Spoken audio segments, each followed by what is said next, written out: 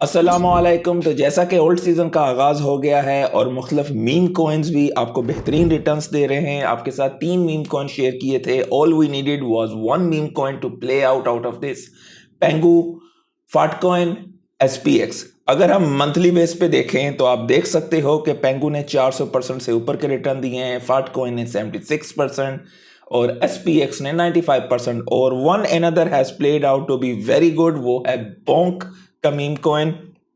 बाकी अगर हम ओवरऑल देखें तो डेफिनेटली आपके पोर्टफोलियोज इस वक्त जो हैं सारे ग्रीन में हैं। और हम लोग बिटकॉइन के हवाले से कुछ बड़ी बातें करेंगे। डेफिनेटली बिटकॉइन का ओल्ड सीजन के साथ यही लिंक है कि इसकी डोमिनेंस गिरनी चाहिए। उन सब चीज़ों पे हम आज बात करेंगे। तो सबसे पहले अगर हम देखें दुनिया के मुख्तलिफ ईटीएफ्स की, तो सबसे बड़ा जैसे कि वीओ वैनगार्ड का ईटीएफ है। उसके बाद गोल्ड का अगर हम देखते हैं तो 100 बिलियन का ईटीएफ है जीएलडी।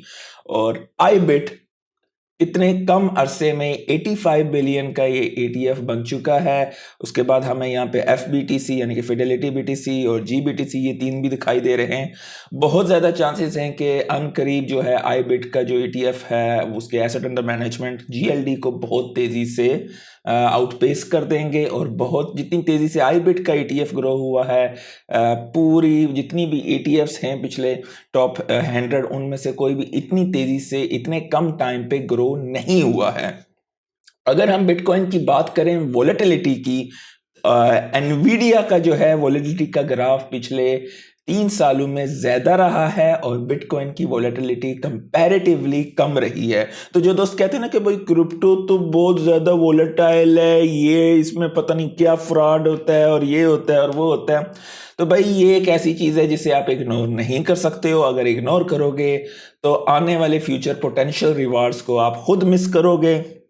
अगर आपकी सोच ये है कि भाई मैं सेव करूंगा 30 साल और उसके बाद रिटायर होऊंगा, तो भाई आपकी सेविंग आपकी मदद नहीं करेगी। बगैर रिस्क लिए हुए आप कुछ अचीव नहीं कर सकते हो। डेफिनेटली आपको कैलकुलेटेड रिस्क लेने पड़ेंगे। अगले 4-5 सालों में एआई और रोबोट सेक्टर विल आउटपेस, मैंने कई दफा पहले भी आपके साथ ये चीज शेयर की है, in terms of massive reward, लेकिन वहां पे फेलियर्स भी बहुत ज्यादा होंगे। अच्छा, ये नेस्डैक 100 का जो है ग्राफ है, जब भी जनरली ये ब्रेक करता है और ऊपर की साइड जाता है तो आपके जो बिटकॉइन है वो भी इस ट्रेंड को फॉलो करता है और बिटकॉइन भी यहाँ पर गेन करता है मोमेंटम। तो आगे की जो हमारे चांसेस हैं उसके वाले से बात करेंगे। बिटकॉइन जो है बेसिकली ड्राइव कर रहा है यहाँ पर एक्सपेंशन। ये बेसिकली एक किस्म की बीटीसी डोमिनेंसी बता रहा है कि तकरीबन 60% मार्केट की जो है क्रिप्टो मार्केट की डोमिनेंस इस वक्त बीटीसी की है। जाहिर है जब ओल्ड सीजन आता है तो डोमिनेंस में गिरावट आती है। स्टार्टर, इग्नाइटर इथीरियम है, सोलाना है। मेजर आपको इथीरियम मिलेगा और उसके बाद फिर आपको पैसा रोटेट होगा इथीरियम से टॉप L1s में, और उसके बाद फाइनल ब्लो ऑफ सीजन होगा जो कि कुत्ते, बिल्लियां, आम, ओल्ड कॉइन, जो कुछ गार्बेज आपके पास पड़ा हुआ है, तो वो सारी चीजें होंगी और बिटकॉइन की उस वक्त जो है मार्केट कैपिटलाइजेशन कम होगी। लेकिन मेजर ड्राइव फैक्टर जैसे ही फेड जो है रेट हाइक करना स्टार्ट करती है और क्वांटिटेटिव टाइटनिंग होती है, उस टाइम पे बिटकॉइन की डोमिनेंस बढ़ती है। और जैसे जैसे QE स्टार्ट होता है और मार्केट में फोमो स्टार्ट होता है, तो आपको ओल्ड कॉइन्स जो हैं in comparison to bitcoin expansion की तरफ दिखाई देते हैं और QT के दौरान आपको बिटकॉइन जो है वो एक्सपेंशन की तरफ दिखाई देता है और ओल्ड कॉइन्स आपके ब्लीड हो रहे होते हैं। फाइनली कॉइन बेस जो है वो ब्रेकआउट हो रही है और डेफिनेटली क्योंकि सीजन है और कॉइन बेस भी यहाँ पे ब्रेकआउट होएगी। और अगर हम देखें पिछले वीकली ट्रेडिंग वॉल्यूम यूएस की ट्रेजरी क्रिप्टो ट्रेजरी व्हीकल्स का, ये तकरीबन 7 महीने का सबसे ज्यादा है, $41.1 बिलियन है।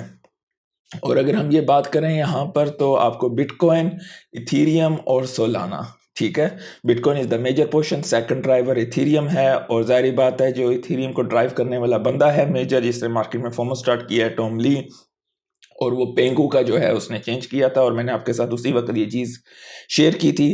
तो बेसिकली अगर आपने पेंगू में इन्वेस्टमेंट की थी तो आपने बिटकॉइन, इथीरियम, हर चीज़ को सरपास करके तकरीबन 400% पिछले 1 महीने के अंदर आपने रिटर्न्स हासिल किए हैं। फंडामेंटली कुछ भी नहीं है, इंट्रिंसिक वैल्यू है, कम्युनिटी ड्रिवन है। जाहिर बात है कम्युनिटी ड्रिवन प्रोजेक्ट्स जिसकी कम्युनिटी लार्ज होती है और डेफिनेटली उसमें फोमो आता है और हर साइकिल में कोई ना कोई मीम कॉइन आउटपेस करता है, ये बात याद रखिएगा। अच्छा जी, सोलाना ने प्रोसेस की हैं $293 मिलियन के tokenise stock of volume in 1 month. X stock के हवाले से गालिबन मैंने कई दफ़ा आपके साथ ये भी शेयर भी किया है यहाँ पर। तो definitely stock market is coming on chain और Solana is leading the path for them. पिछले 8 घंटे में सोलाना ब्लॉक जो है तकरीबन 20%, ये एक ब्लॉक बेसिकली इनका एक ईपोक पे जो है मतलब उसके साइज फैक्टर को बढ़ा दिया गया, तकरीबन 20% बिगर है। अगर हम डोमिनेंस की बात करें तो आपको यहाँ पर एक बेसिकली डेड काउंट इस तरह का दिखाई देगा और लोग थोड़ा पैनिक में आएंगे, थोड़ी बीटीसी की जो है दोबारा से डोमिनेंस बढ़ेगी और उसके बाद फिर हमें तेज़ी से गिरावट होने के चांसेस यहाँ पे दिखाई देंगे। और इसी तरह जैसे ही ये डोमिनेंस यहाँ पे बढ़ती है तो अगर हम ईथ बीटीसी के चार्ट पे देखेंगे तो इसका ऑपोजिट आपको दिखाई देगा। तो कई लोग यहाँ पर पैनिक में आते हैं या कुछ, लेकिन रियलिटी ये है कि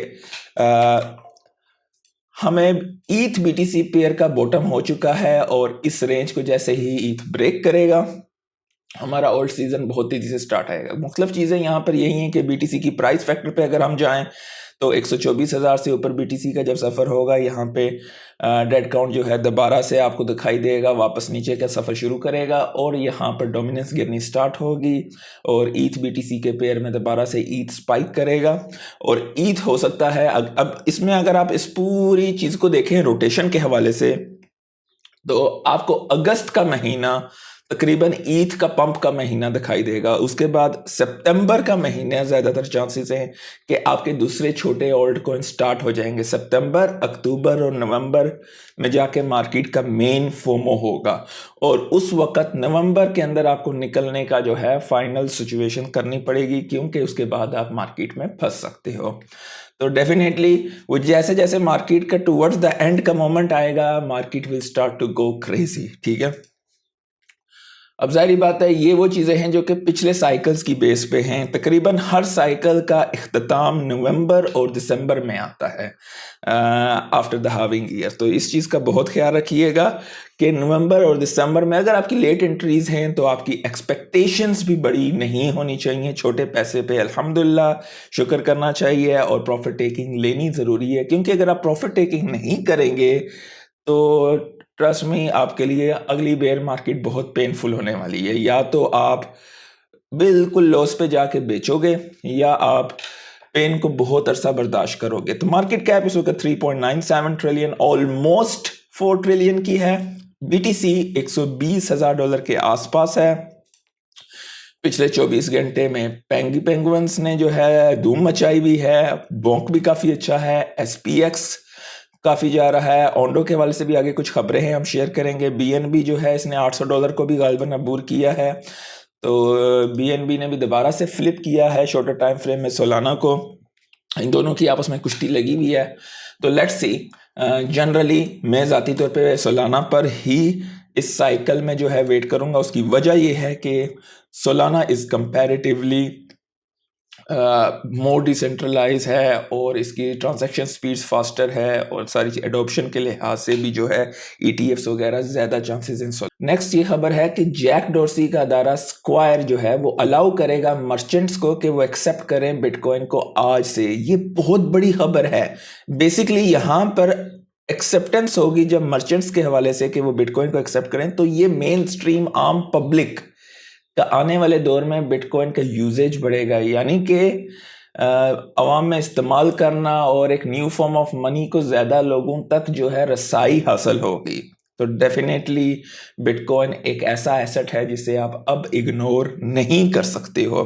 इसलिए हमेशा यही होता है कि किसी भी एसेट की वैल्यू को तब समझो जब दुनिया डिनायल में हो और उस टाइम पे उसमें आप इन्वेस्टमेंट करो, रिस्क लो, क्योंकि जब सबको पता हो जाता है तो उसके बाद उससे क्रीम निकल चुकी होती है और अभी भी हम बहुत अर्ली हैं। प्रेसिडेंट ट्रम्प ने अनाउंस किया है उनकी कोई नई ट्रेड डील हुई है फिलीपीन से। यूएस विल पे 0 टैरिफ्स और Philippine will pay 19% tariffs. FBI ने इन्वेस्टिगेशन ड्रॉप कर दी है क्रैकन क्रिप्टो एक्सचेंज के फाउंडर पर और दोबारा से ये इनकी कुश्ती मुश्ती लगी हुई है आजकल। वो कह रहे हैं कि ट्रम्प ने कहा है कि इंटरेस्ट रेट को जो है हाई रखा हुआ है फॉर पॉलिटिकल रीजन। जेरमी पाउल ने